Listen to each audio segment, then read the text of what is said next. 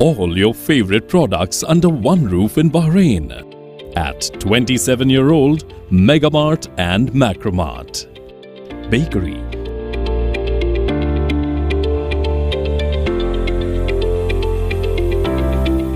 fresh meat and fish,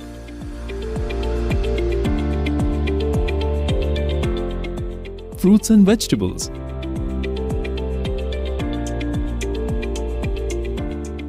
sweets and snacks, ready-to-eat foods, dairy products, grocery or consumer goods. To have a wonderful shopping experience, please visit your nearest Megamart Macromart branch. Megamart and Macromart, full of goodness.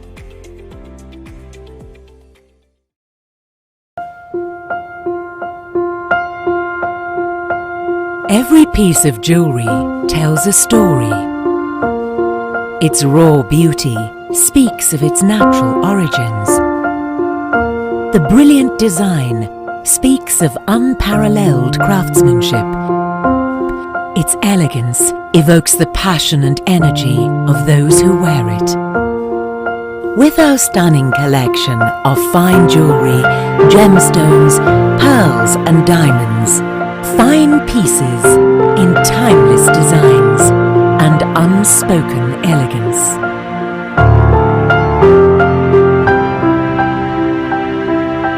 Al Siraj Jewelry. Our story, our pride.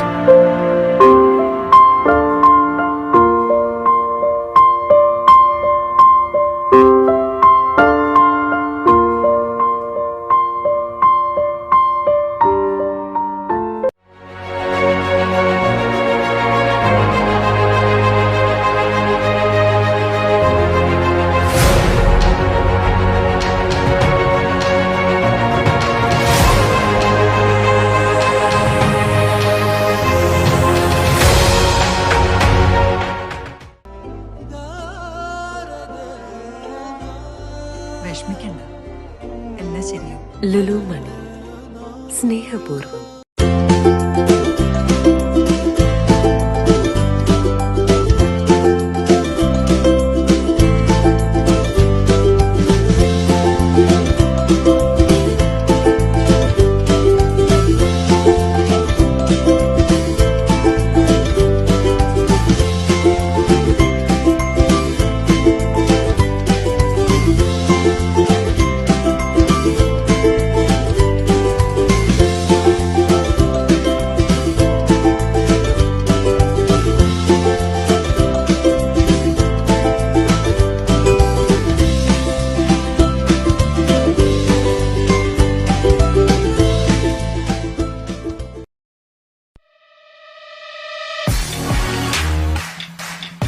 The exclusive franchisee of Cochin Kalabhavan in Bahrain, with over a decade of existence in Bahrain. Exclusive online regular classes have started for classical dances, music vocal, instrumental music, cinematic dance, Kathak, Zumba body fitness, karate and yoga, drawing, arts and craft, children's theatre. For more information, please call 3909 6845 3909 4806 3885 2397 or visit www.bahrainmediacity.com. iMac, Cochin Kalabhavan.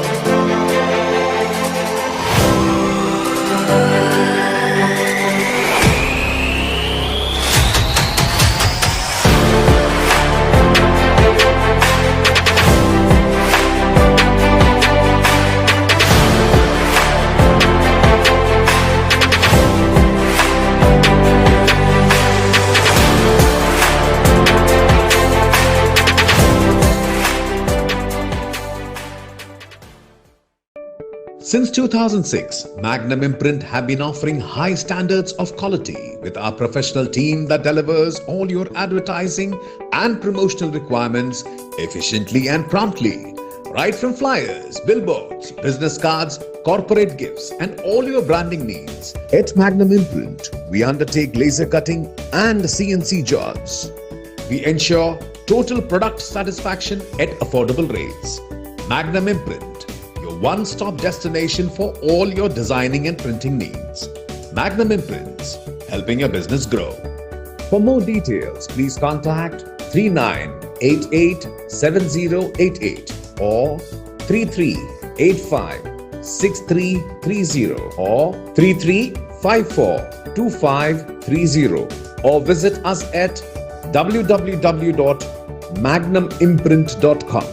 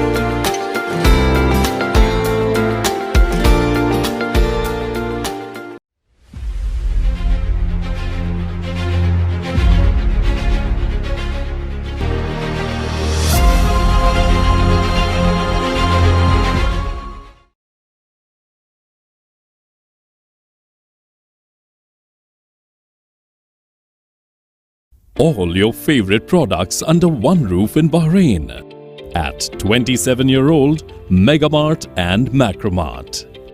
Bakery,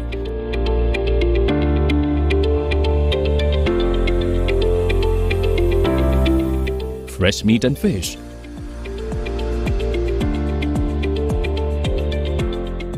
fruits and vegetables,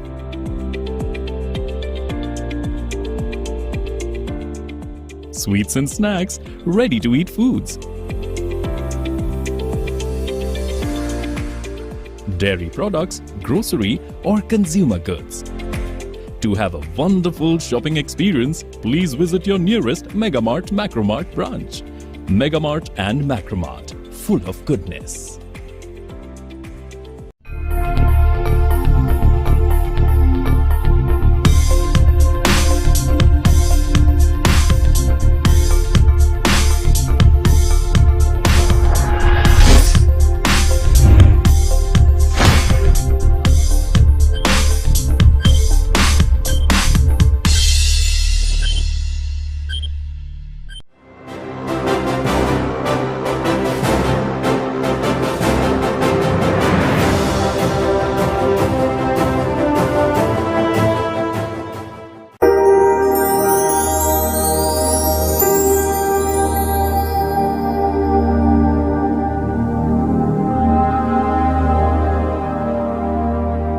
A woman who sought the path of self-healing by adopting a yogic lifestyle.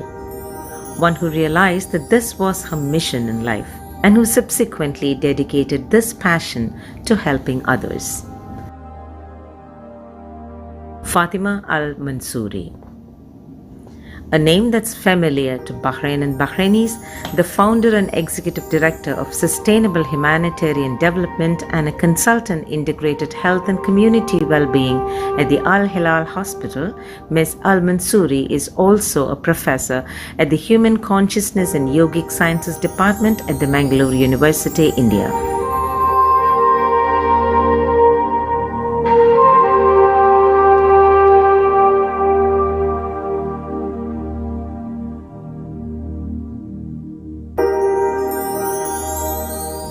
SDGs ambassador and a yoga therapist with over 6 years of clinical experience, this Bahraini holds India and its people close to her heart.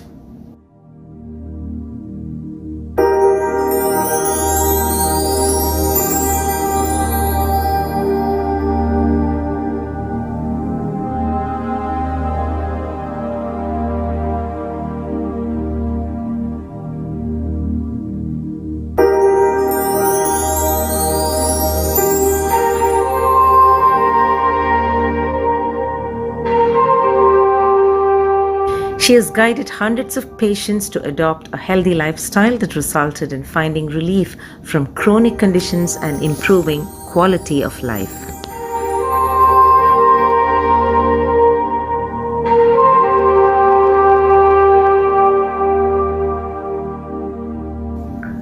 An author who has to her credit numerous articles and columns on well-being and youth empowerment, she's also a board member and senior editor at Journal of Integrative Medicine Case Reports and an international speaker.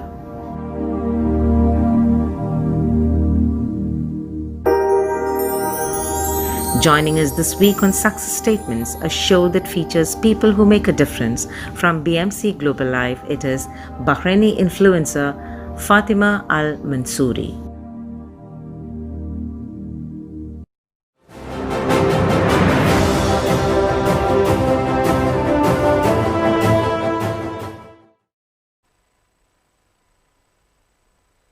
One who has fetched a special place in the hearts of the Keralites, the Bahraini woman who left no stone unturned to be by their sides at the time of need.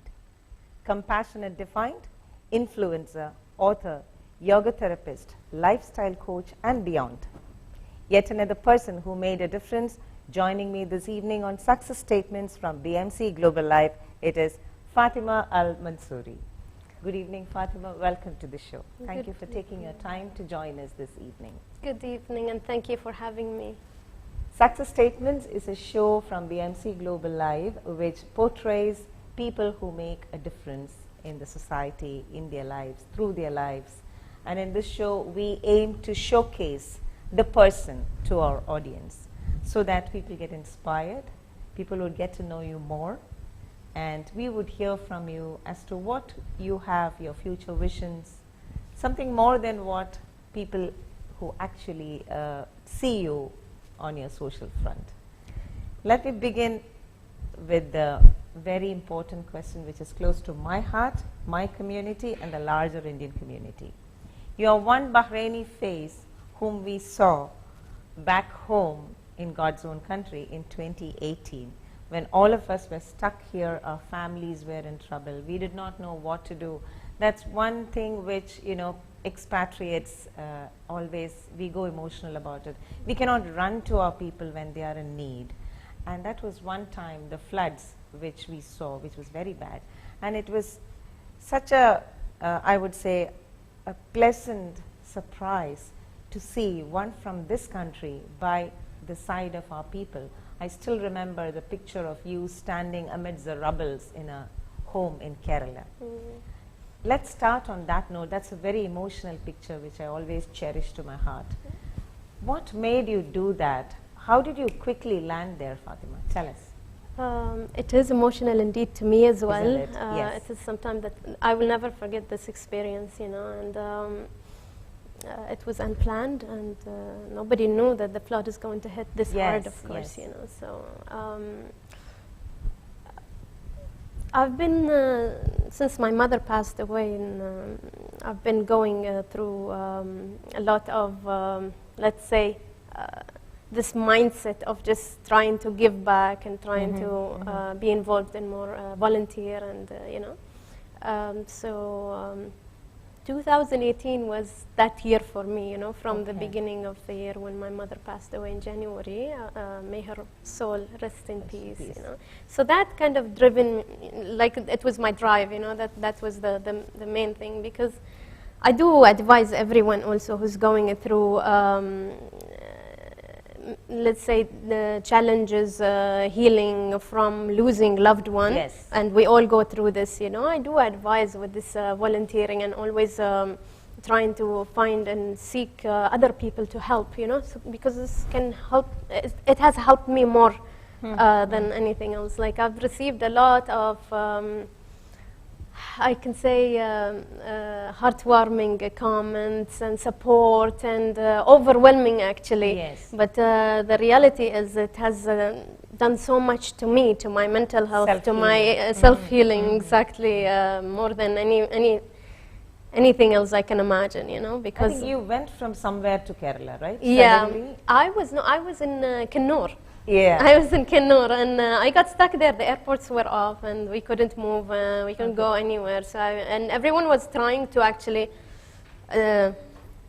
go away and go back to, everybody's trying to go away and flee the area. So what was that one emotion which told you that I should not be going back, but I should be going to these people? Actually, when it first started, I was watching on TV, and I went on Twitter, and then I noticed that there are a lot of people who were claiming that this is it is not true, it is not as they make it, it is not, you know, this kind of things that people were arguing, that the flood is not as big as what is it projected exactly. as? So that kind of that was the moment where I was like, you know what, I'm here. And let me go see myself. Yeah, and I'm like really furious. No, I didn't have to go and see myself because I was in Kennur, and Kennur wasn't hit so hard according, compared to the other areas. Yes. But still, it was so scary at night when the rain hits so strong. We cannot even sleep because we can hear the wind and the rain. It was like the whole house is going to to fly, you know? Yeah. So it was so scary, and we were not even in the very high-risk areas. And then I see people on Twitter saying, oh, it's not that big, and it's not, you know, it's just claims and all. And that was the moment, like, I was like, you know what? Let me go and show them. Let me go, and I'm here now, and I can, like, just go and show them what's happening, because it's devastating, and I'm in the middle of it, and I can see that people are, you know, losing their houses, and they need help. And that was an opportunity for me as well to continue my volunteer work and what I wanted to do, actually, what I wanted to dedicate my life to after my mother passed away. Yeah. So you really lived your title of being an influencer, right? It kind of came to me, like, you know, I didn't even plan it. I was just there, and I woke up and it happened, and then it clicked when I saw, like, something in my head. I remember even my friend Rajiv, who I was staying with his family there, and all, they were hosting me nicely and generously. So I remember him saying, Fatima, this is not like going to refugees camp or something. Be careful, you are my guest here, I'm very worried about you. No, this is a flood. I remember him saying, this is a flood, and when it hits you, you cannot struggle or ask for help, or you will just see black, and it's all gone, you're gone. And this is how dangerous it is. He was trying just to, like, you know, make me realize how dangerous it is. And yeah, we went to areas where we saw the floor collapsing in front of us. But there was, honestly, I didn't have that fear, because I had something more inside of me, that the drive to go and to show the reality and the suffering of the people, and try to support and help and gather donations to help the people who lost their houses. So that was way bigger than the fear. So there was no fear at that moment. God bless, God bless. And we cannot thank you enough for that great gesture. I cannot thank you enough for all the overwhelming, actually I didn't expect any of that. It was just, you know, one of these days that you just wake up in the in the morning and see your WhatsApp is just flooded with the messages, and your social media and Facebook. You received a number of awards on that, like the very first award was from, if I remember right, the BAN social social worker, award, the best social worker award for the year. Yeah, that was a special moment for me as well, having the judge coming all the way from the Supreme Court. I mean, like, I felt like I always. During these times, it felt like it's overwhelming that I feel like I'm gonna cry. You know, it always feels like, you know, it's very emotional. You know, it's very emotional too, especially as I said, because when you're doing this for your own self-healing, and then you receive this much love that can help you and support you also to overcome all of this. It's like you're helping others, but in reality, what you're receiving is way more. And I can't even, when somebody says thank you, I feel like I can't even receive it, because I'm the one who should say thank you. Yeah. That's very sweet of you. You just touched upon your the comment from your friend about it's not like being with refugees. I know you have experiences on that level as well. You've been to refugee camps, supported them. Tell us something about those experiences. Yeah, my first experience was with the Rohingya refugees in Bangladesh, and again, it was one of the most eye-opening experiences ever, you know. To be there and to see how some people are living through the difficulties. It empowers every one of us to survive through our daily challenges, and it also inspires us to give more and to help more and support more. So that Rohingya refugees camp was something special also. And in Jordan again, visiting the refugees camps there were different refugees from Syria, from Yemen, from Sudan, from different areas of the world that you wouldn't even imagine how they brought them all together in a setup. And these experiences are something I will always hold in my heart, and continue going on forward, such experiences. Since when? Like, when did you get into this active social work or social front? Yeah, as I mentioned, since my mother passed away, that was my immediate reaction. Oh, really? Okay. Yeah, my mother passed away in 2018, January, and then my immediate reaction. Well, before that, I was active with pretty much, like you can say, social work and trying to support people in their living a healthy lifestyle with yoga, with whatever I've learned from India. This is a different thing, but that was before. And then after my mother passed away, I took it to another level, you know. So I was always passionate about volunteering and helping people, but it was different before. It was more of like going to societies and centers and ministries and just volunteering to raise awareness about the benefits of living a healthy lifestyle and yogic lifestyle in general, because it has helped me also heal. So that was it for me until that moment of losing my mother. Then it was a shift to, it created a different, it gave me some kind of different energy to push forward, to do something more, to heal also. Right. Yeah. We will come to yoga, because I know you're very passionate about yoga. But leaving aside, beside that, what is it that keeps you close to India? I think you have a connection with India and Indians. You can't keep yoga aside and come back to it, because it will always come. Because I think every question yoga will come automatically. Because to answer this, I have to say that yoga actually is the reason. Yoga is what you brought to India. Exactly. I went to India to learn yoga actually. Where did you learn? I started in Mangalore. There was a small center near Puttur. No, actually not a small center. It was a really nice retreat area, but I'm in a small village in Puttur where they had a really nice Ayurvedic sanctuary where I've learned yoga and Ayurveda, and I continued learning and learning and learning and healing, learning and healing, and going back and forth. And then I went to Mangalore University, but I wanted to have a little bit of more of an official education as well. And that on its own is a whole experience. If I'll start talking about it, maybe we will need a lot more time. But that is, I remember going there. It was a little bit in the hostel life, and you know, the ladies' hostel and everything, and that was a new environment to me. And the next day at the registrar office, she saw my eye that big because of a mosquito bite. Yeah, and she was like, obviously you want to register to the shortest course. It was fast forward, I became an adjunct professor. Yeah, I saw you. Yeah. So that kind of, gave me also that challenge. That it was difficult. I can tell. I wanted to go back home as soon as possible, but I know that I have it in me to adapt. And I love India and the mosquitoes. I don't mind. No problem. As long as we're learning something, experiencing something, and the knowledge, the amount of knowledge that I have gained, that I've learned in India, and regarding the whole experience.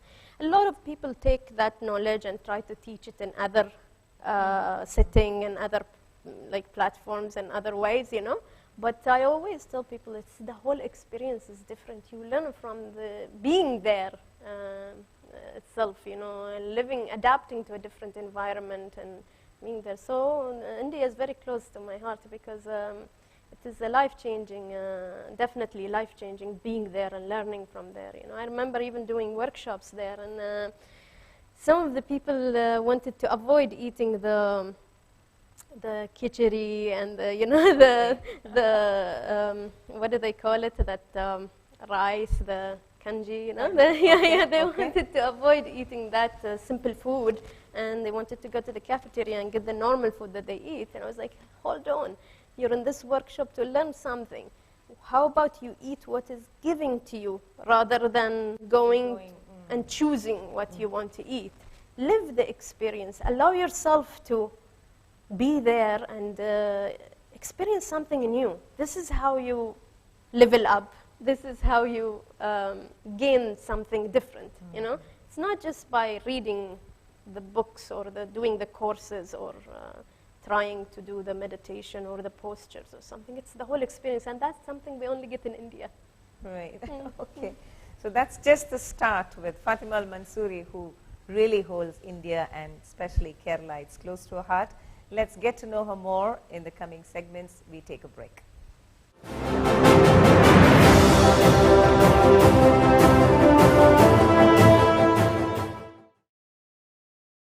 All your favorite products under one roof in Bahrain at 27-year-old Megamart and Macromart. Bakery,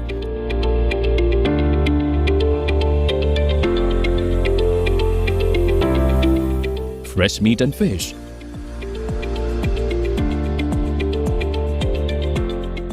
fruits and vegetables,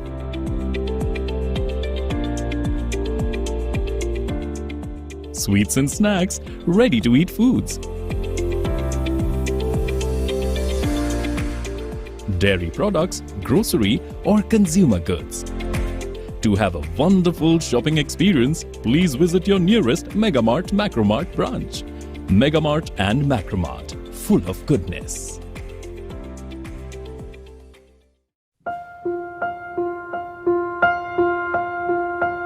Every piece of jewelry tells a story. Its raw beauty speaks of its natural origins.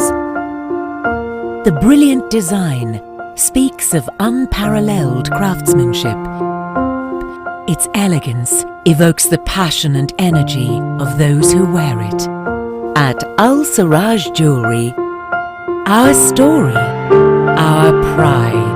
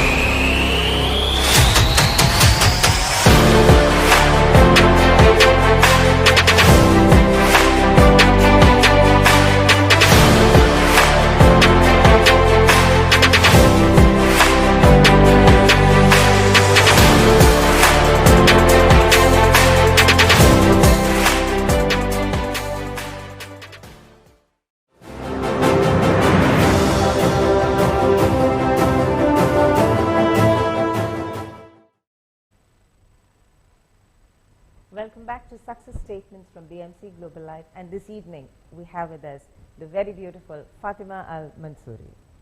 Fatima, let's move on to the professional that you are.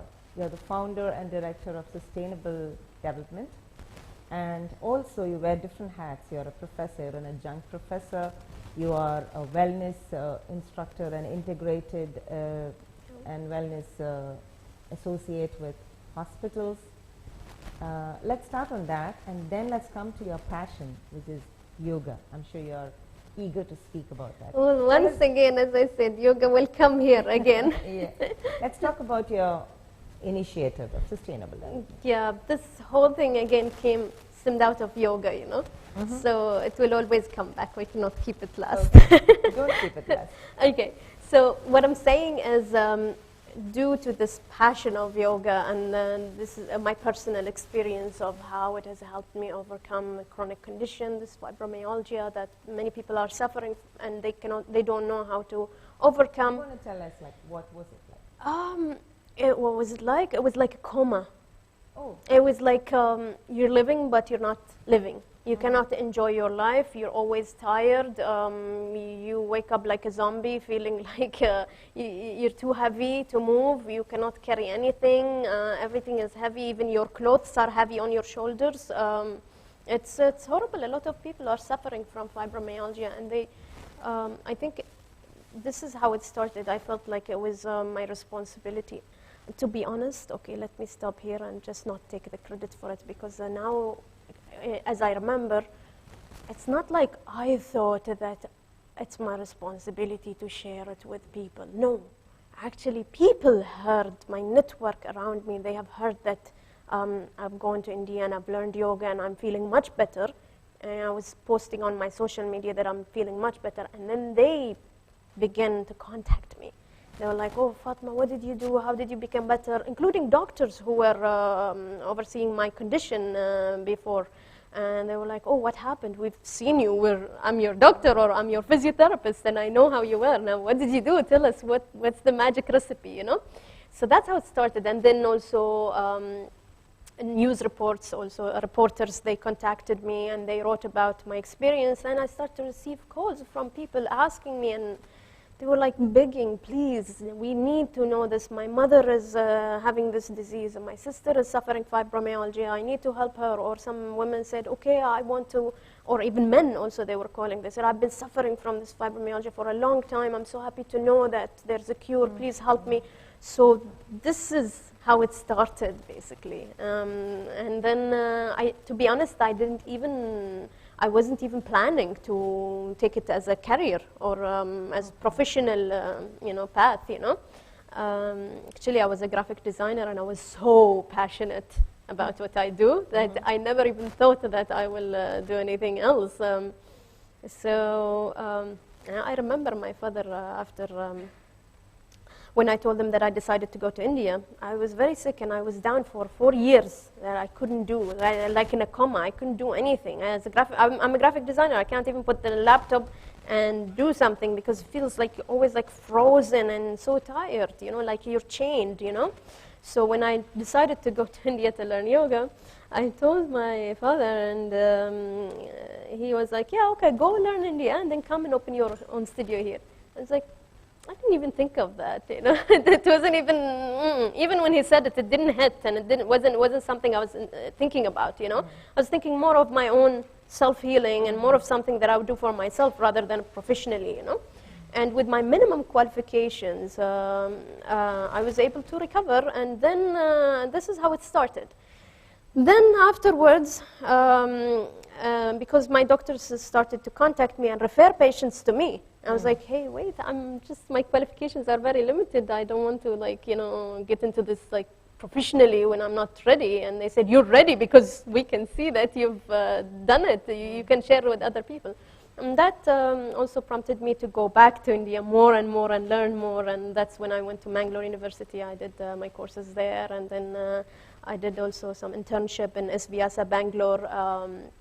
This is also a very great experience in Swami Vivekananda's university, where they have 4 floors research lab, and this amazing, especially coming from someone who I love kind of See, I like the spirituality part and the yoga and everything, but also I even love more the logic and science part, where how we can, you know, make sense of it and how it works, and, you know, put all these equipments and EEGs and see the breathing patterns and read everything on the computers, and notice the changes, you know. So when we can make sense of it, and we can see scientific proof that it's working, this was amazing. This is kind of, I did training in the hospital there, the Rigodama. They have 10 sections for each disease, section E for back pain, section C for mental health, and for neurological disorders. Each section will have different diseases where we're giving a specific routine and specific yoga practices to help with the patients, to help the patients,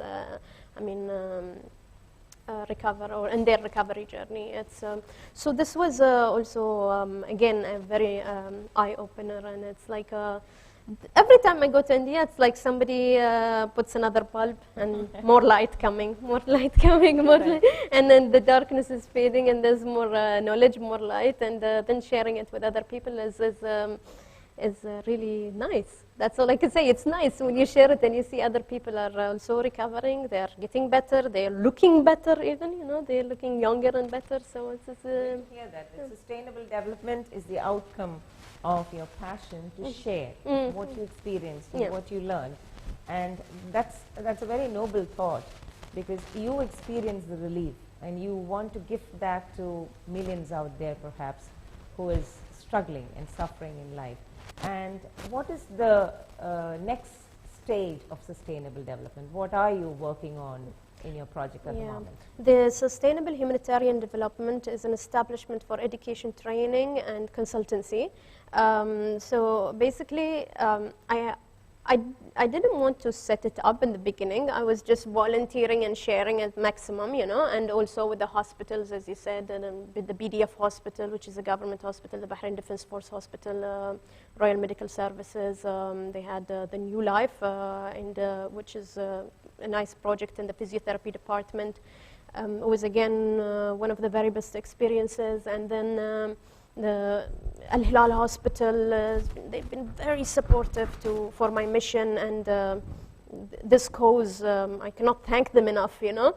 They've been extremely supportive, Al Hilal Hospital, and many other private hospitals and public hospitals that we've been sharing this information from. But eventually, it was needed to establish something, and so in order for us to continue to maintain, that's why we call it sustainable humanitarian development. We need it to be sustainable, not just me going around and teaching here and there, you know. It has to be something ongoing. So this was the idea.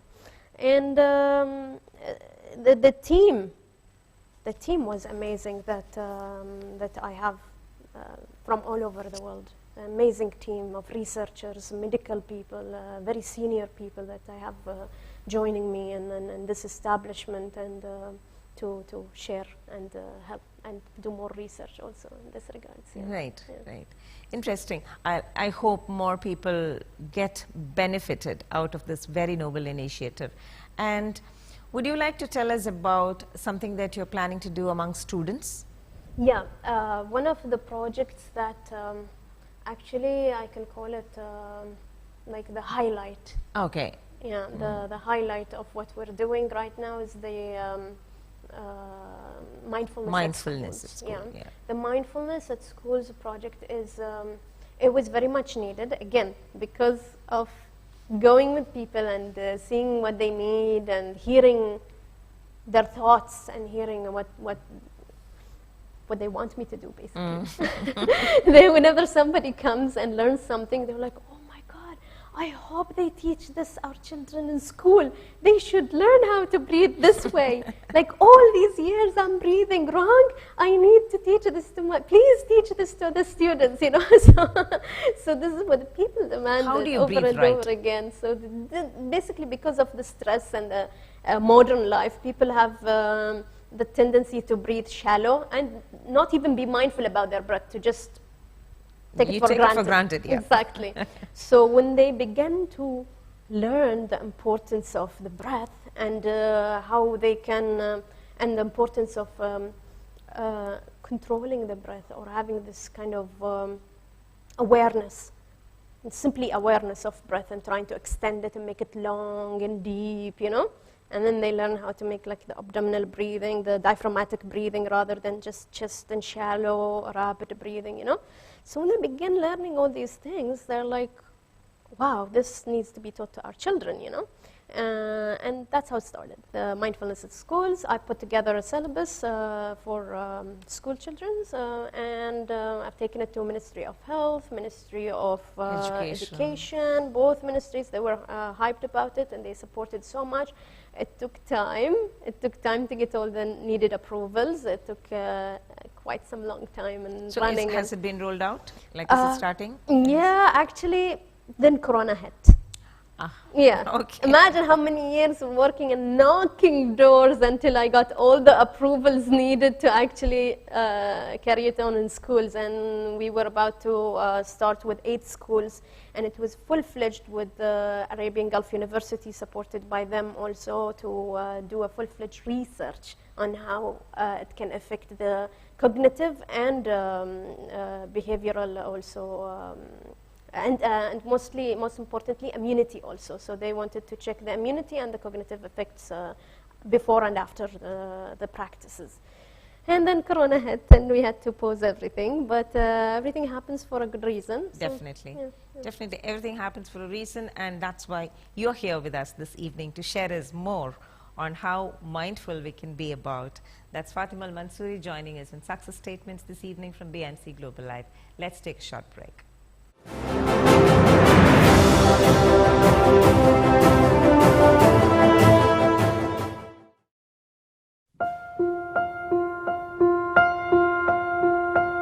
Every piece of jewelry tells a story. Its raw beauty speaks of its natural origins. The brilliant design speaks of unparalleled craftsmanship. Its elegance evokes the passion and energy of those who wear it. At Al Siraj Jewelry, our story, our pride.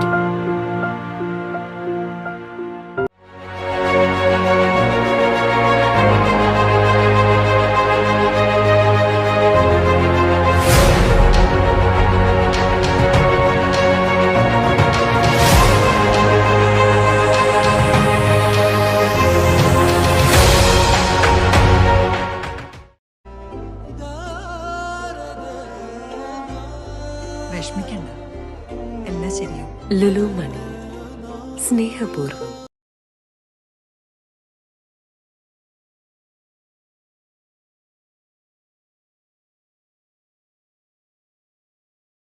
All your favorite products under one roof in Bahrain at 27-year-old Megamart and Macromart. Bakery,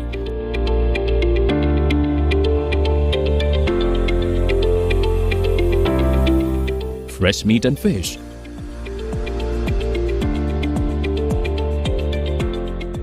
fruits and vegetables,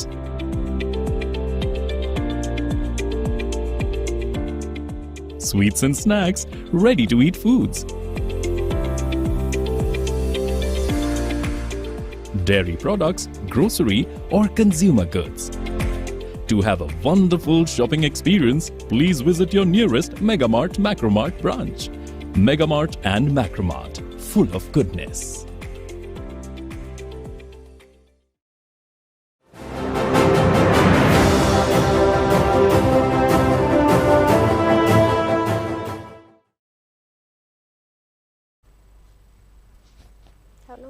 Welcome back to Success Statements from BMC Global Life, and that is Fatima Al-Mansouri joining us this evening. Fatima, I must comment about your beautiful dress. This looks a little different and abaya from that we see in Bahrain. Is it any specific costume that you're wearing today?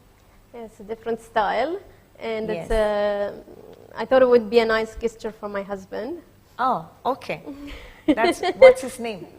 I married, his name is Mohammed. Mohammed. Mohammed Al-Janebi. Is Mohammed watching us? I hope so. I hope so. Okay, if Mohammed Did I forget to share the live link with him? I don't know. Okay, so that's the ring that's shining so bright. When did you get married? I got married last year, August. It was 8/8. Okay. That was, yeah. And you kept it a secret?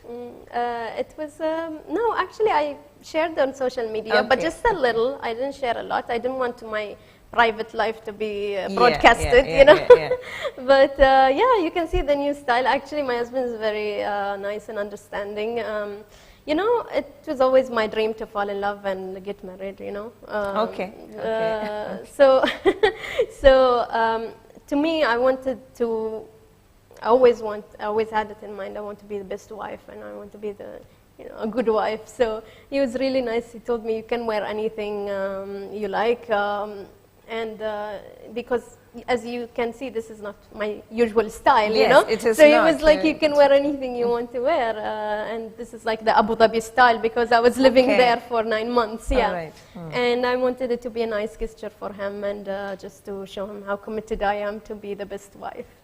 Mohammed, if you're watching us out there, you're really blessed with a great wife, a human being, a true human being with a lot of sense in her as to what the world needs and how she can give back to the world, plus someone with a beautiful sense of her attire, the way she carries. You're really blessed. Congratulations, Mohammed.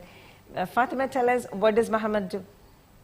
What is his profession? He's if I start talking about him, I may not stop. Okay. He's the founder of the BCM, the Business Continuity Management Standard. He's also an international speaker, and he's an ex-military pilot. Okay. Yeah, Okay. yeah. Interesting. So. Very interesting soul. Very interesting So person. yeah, great. Yeah, All the very best. May you have a very long and happy married life. Tell us a little more about your family, your parents. Do you have siblings? My parents passed away. My Yeah, father you few told me. months A mother back, in and my mother 2018 and a father. few months. Your father a few months May, ago. yeah, Sorry yeah, about that was sad to lose them. that. Your as I brothers, sisters? said, we're 6. I have we're 5 girls and 1 boy. Okay. So, yeah, All right. yeah. Okay. They're all in Bahrain? We're all in Bahrain, and now I'm back to be around them. Yeah, which is nice. Yeah. Okay. Yeah, All right. yeah. So how was it like in the family? Were you the only one who had this kind of interest, or all the entire family is into? I'm sure you had some bit of social work in your life even when you were a child, isn't it? Somewhere the influence was there. When I was a child. How were you as a child? Were you naughty? Maybe I was. Maybe I was. I'm going to say this honestly. Okay. I'm going to say this, and I'm going to say a live sorry. Oh Because my- I think I was a bully when I was a child. I Okay. didn't realize it. That's why now working to reduce bullying at schools by doing this mindfulness at schools, I'm focusing more on the bullying rather than the bullied, you know, because we don't know. We don't know that we're bullying people. We don't know. I think I was, because I was told by my younger sister later, and I'm really sorry. I'm really sorry What's that her I name? bullied you, Maryam. Maryam. Maryam, I'm really sorry. You know, when you're bullying someone, you don't even know it. That's what I want to tell people. Yeah, you Very don't true. know it. You're not actually doing it intentionally. Yeah. Yeah, sometimes we take relationships for granted, like the older siblings. yeah. Exactly. But that Yeah, can be yeah, bullying. Yeah, yeah. that's a very And nice it's lesson. really complicated mentally, you know. So I wouldn't be able to explain to people why I was doing it, or as I said, it's like it's in the background, like you don't know that you're doing it. That's yeah. And in general, I was a good student. I was loved by the teachers, yeah, and the students as well. I had fans in school, back in Okay. school, who would slip notes in my pocket and all. And Alright. I was this tiny girl, you know, this always in the front line, you know, always the front of the line and the front of the class because I'm too tiny, you know. And I had, it was good to be loved, you know, and that kind of maybe creates this kind of, gives this kind of strength to someone that then they start to kind of bully others who are weak. I don't know. That's not something I'm proud of, but it's really good to share it. I never shared it before publicly. And it's good to be conscious and to share things like this so that you can shed light and maybe others will be aware that, for example, why am I sharing this right now? Because maybe someone has been bullied way too long by someone who doesn't even know that they've been bullying them. You know what I mean? So when they speak up, the person who's bullying them maybe is sorry because they don't know. Yeah. Yeah. So when they know, when they realize that, then it's maybe it stops, you know. But there are many types of bullying. I'm not saying everybody who bullies people is like me and who's like sorry. And sometimes people who bully the many types. I'm not an expert in that, you know. So but I'm saying if you speak up, then maybe the person who's doing something harmful to you will realize, and then will say, oh my God, I'm sorry. I didn't even know that I was doing this to you. And maybe it was long time ago. Maybe it was way long time ago. But it's still hurting the person who was the victim, you know? Speak up. I'm telling you this. Please speak up. And go to that person who you think was hurting you. Because give them that opportunity. Give them that chance to make it right, to apologize to you. Yeah. And yeah, maybe I've bullied many people at school. I don't know if you're seeing me now. If you're watching this, I'm sorry. I'm very glad I asked you the question, were you naughty? That took us to this level. Exactly, and never That's be very ashamed to say if you've done any mistakes. I'm saying, like maybe this will make me not the perfect person that everyone is seeing, not the really kind heart that everybody is talking about, you know. But the purpose is to share your experiences, whether it's good or bad. I'm not here to just pretend that I'm like the most kindest person on earth. I'm trying just like everyone else just to give and be nice to everyone. But I have my mistakes, and this is the first step. You acknowledge your mistakes, and then you can grow and become better. If you don't acknowledge it, then you will never level up. You will never, you need to have that kind of consciousness too, and to apologize for your mistakes, and so that you can become better. Yeah. That's a good example you just displayed. You made me say something that I never said before. See, that made the show exclusive. Yes. That made the show very exclusive. And I'm very proud of you for making me say that. Thank you very much. Yeah. Thank you very much for making me a part of your life. You would remember this. Good. And all those out there whom Fatima bullied, please accept her apologies. Fatima, as we come to the close of this beautiful evening, well, I didn't know how the time, it's 1 hour, and I can't believe it's 1 hour. We had a very nice, easy chat. I never felt that we were doing a chat show. We were just talking, because you spoke from your heart, and many things which you shared were like from a personal point of view, and that's exactly what I think would have benefited many of our viewers this evening, who must have understood what is self-healing all about. How does it become bullying even when you're just making your little sister do something? Those tiny little things, and how you can deck up yourself for the love of your life, for the man of your life. Or the opposite thing, how you can avoid having your sister join something because she's the little one that you don't want. It's not just making someone do something. It can be in the simple things that you don't even know that it's bullying. But exactly. Then, What I'm trying to tell is these are all common things which we do on a day-to-day basis, you know. So I'm sure many people out there could have related this to many things. Maybe some bride is today decided to surprise her husband in a different costume. Maybe you inspired them. These clothes, I want to say something, like honestly, some people on social media, when they started to, like, I don't post much since I've been in Abu Dhabi because lifestyle is kind of different, and I didn't want to overshare things about, and like, it was more like my professional life was on pause for a while, so I'm not someone who would share so much about my private life. I'd share just little things. So when people started seeing that I'm wearing things differently, I really want to mention this. They were like, oh, you changed. No, honestly, having respect for the culture and the person that you're with and the group or community that you're with is not changing. Having that respect to blend in and to just enjoy different styles and different it's not changing. It's not something bad. Some people are trying to make it to make it feel like, oh, and, you know, it's like a big deal, like you've changed, you know. It's not change.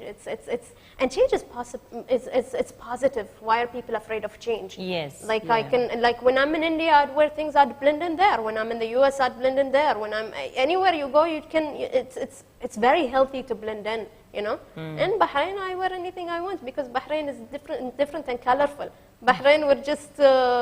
We are anything we want to be in Bahrain, you know, but there are different cultures who have their specific kind of style that you want to blend in and you want to respect. And even in Bahrain, we have our specific style, of course, but in Bahrain, we're very colorful. We're an island, you know, living in an island.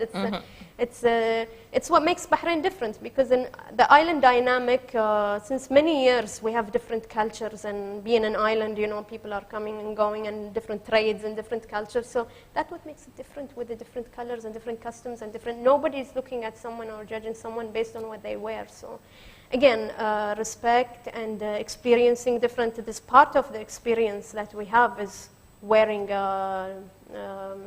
being flexible enough to experience different kind of clothes, different kind of styles, you know. So flexibility is not just by doing yoga postures. Yeah, flexibility is just. I think it's a holistic thing. It should come from your mind, heart, brain, isn't it? Not just physical. Yeah. Okay. Fatma, one last question. What is your advice to the younger generation? Since you are an influencer, that's why my question. You are an influencer. You have a big social media followers list, and people are looking at you, and that puts a lot of responsibility on you. Accountability, isn't it? So people might be imitating you, people might be seeing you as a role model in many things. So what is your advice to those people? The TikTok generation? Yes.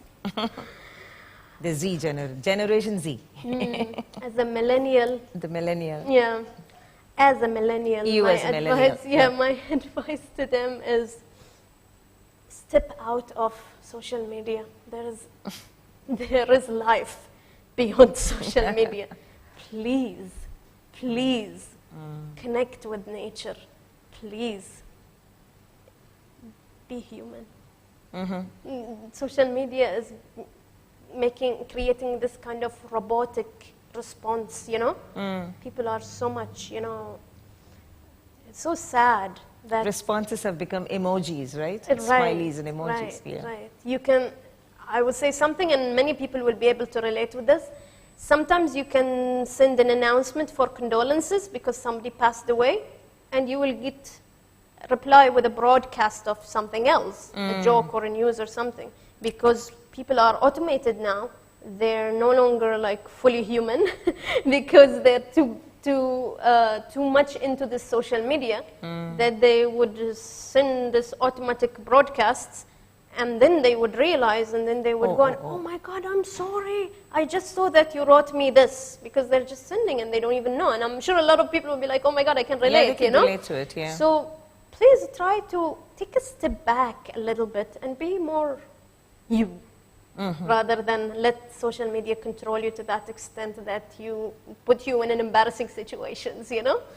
That's one example only, you know. So please be yourself, and this is also, it can be to the younger generation or the us or any older generation who have got consumed by social media. This is the I think the pandemic has forced all of us to be stuck into this world. One more word: volunteer. Even now with the pandemic, you know, there's a lot of volunteer opportunities. To the new generation, volunteer, get out there, do something, help other people. Yeah. Great. Thank you for joining us this evening. Any comments on the BMC team and this show? Thank you so much for having me. I like the setup. I like the very professional approach. And I think you know Francis, right? The owner and chairman of this. You've known him before. I've known Francis for a while, and he's one of the people that contacted me after during the flood. You know, when he saw the reports and all, and I really appreciate the love and support that I've been receiving, the unconditional support, you know, and I would like to thank all the team and everyone, especially Francis. Thank you so much for having me here, and thank you for the professional approach. Pleasure And is mine. as you said, it was really like more natural and talking and getting also things out that I didn't even think or prepare for before. But I was very comfortable to share it, and actually I feel proud of sharing all these things that I shared. Thank you so much. Thank you so much, everyone Fatima. working here. Thank you all. so much. And that was the bubbly Fatima Al-Mansouri, who's telling us, yes, take a pause, let's get closer to nature. And that's a very valid message. Let's take home this night. Until we meet next week with yet another guest, this is Raji Unikrishnan signing off. Good night.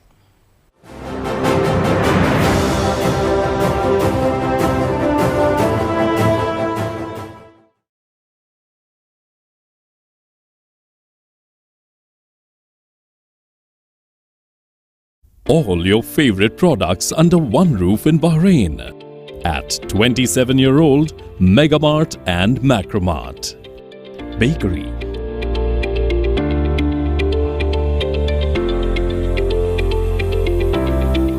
fresh meat and fish,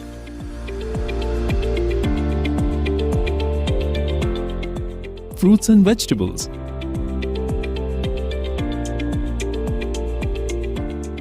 sweets and snacks, ready-to-eat foods, dairy products, grocery or consumer goods. To have a wonderful shopping experience, please visit your nearest Megamart Macromart branch. Megamart and Macromart, full of goodness.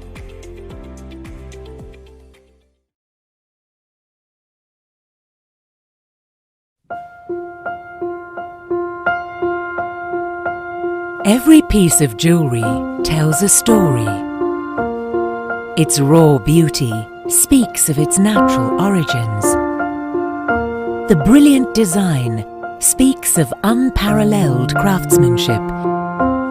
Its elegance evokes the passion and energy of those who wear it.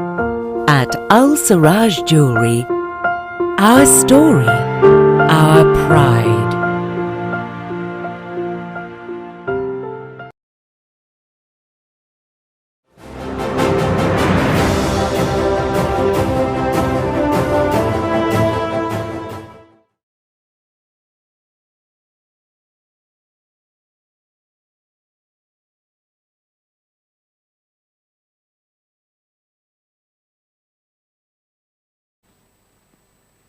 And there is a small token of appreciation for you, Fatima, from Mr. Francis and Praveen. Kindly accept it. Thank you. Thank you so much for making this happen.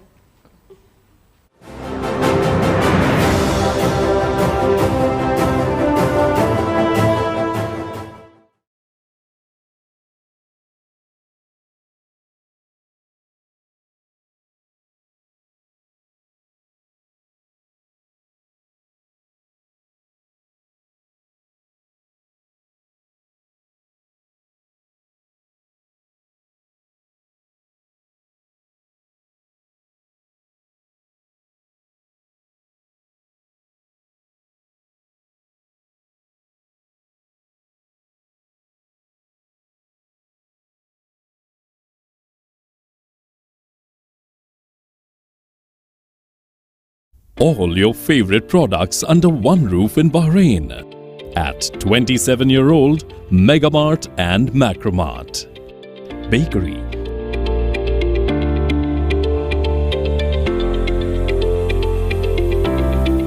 fresh meat and fish,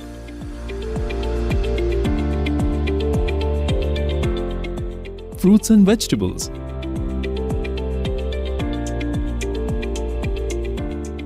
sweets and snacks, ready-to-eat foods, dairy products, grocery or consumer goods. To have a wonderful shopping experience, please visit your nearest Megamart Macromart branch. Megamart and Macromart, full of goodness.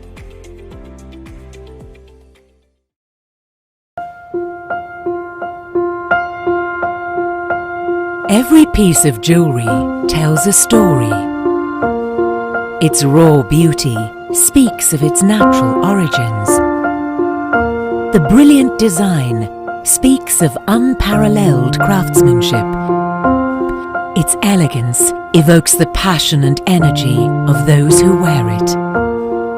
With our stunning collection of fine jewellery, gemstones, pearls and diamonds, fine pieces in timeless designs and unspoken elegance.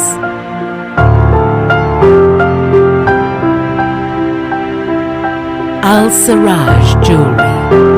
Our story, our pride.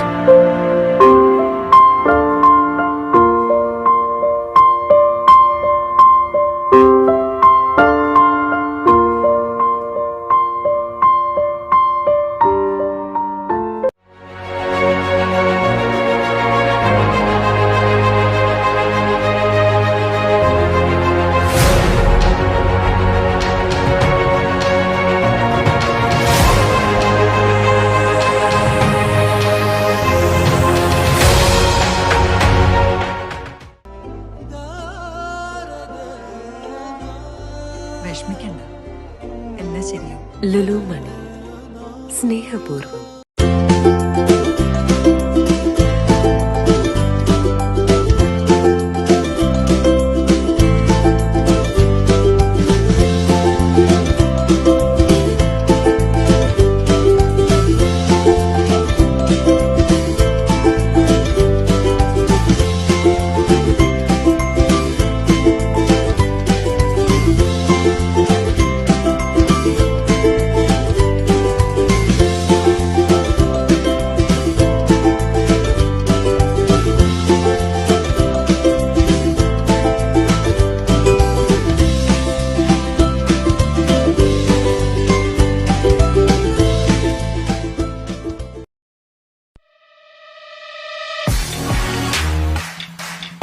The exclusive franchisee of Cochin Bhavan in Bahrain. With over a decade of existence in Bahrain, exclusive online regular classes have started for classical dances, music vocal, instrumental music, cinematic dance, Kathak, Zumba body fitness, karate and yoga, drawing, arts and craft, children's theatre. For more information, please call 3909-6845, 3909-4806, 3885-2397, or visit www.bahrainmediacity.com. iMac, Cochin Bhavan.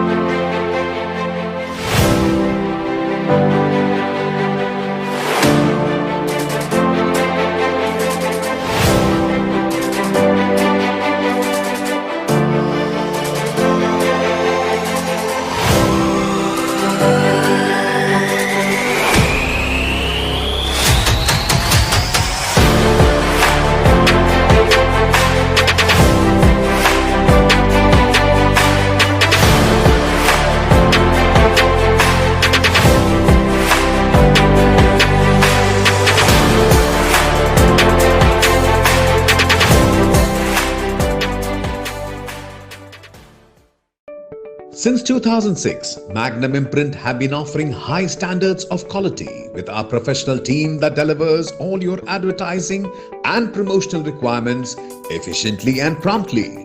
Right from flyers, billboards, business cards, corporate gifts and all your branding needs. At Magnum Imprint, we undertake laser cutting and CNC jobs.